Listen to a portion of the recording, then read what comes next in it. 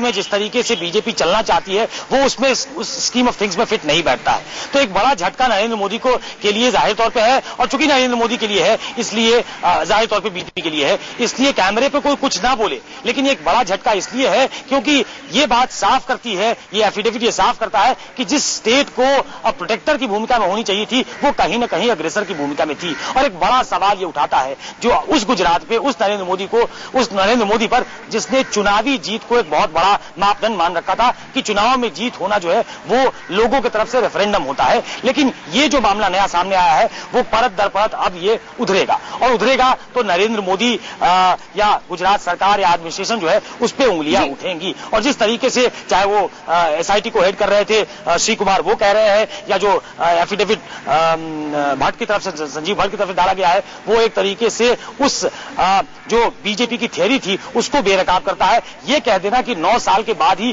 क्यों याद आया, ये एक सवाल जरूर खड़े करता है। लेकिन चूंकि वो सर्विंग पुलिस ऑफिसर है और उन्होंने अपनी बात साफ कर दी है कि जब उनसे पूछा गया तो उन्होंने ये बात बताई है, और उन्होंने ये कहा कि उन्होंने एसआईटी को भी ये बात बताई थी। और उसके बाद सुकेश, मोदी प्रेम को लेकर जो है इस वक्त बीजेपी में किस तरह की आप हलचल देख रहे हैं, उस पर जो है किस तरह से चर्चा हो रही है?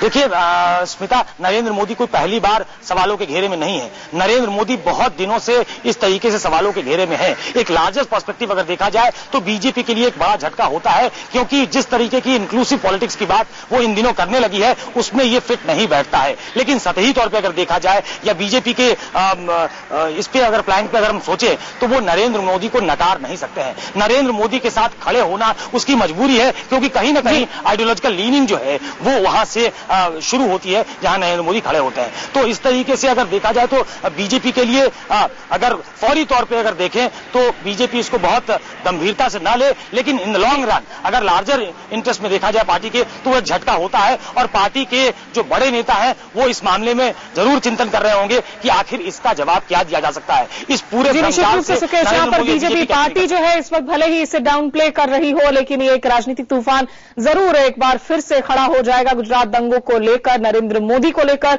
और इस हलफनामे पर अब आगे सुप्रीम कोर्ट का क्या रुख होता है उस पर रहेगी सबकी नजर। बहुत बहुत शुक्रिया सुकेश रंजन आपका हमारे साथ जुड़ने के लिए। तो इस बड़ी खबर पर लगातार IBN 7 की नजर बनी रहेगी, लेकिन फिलहाल हम रुकेंगे एक ब्रेक के लिए और ब्रेक के बाद खबरों का सिलसिला जारी है। नमस्कार।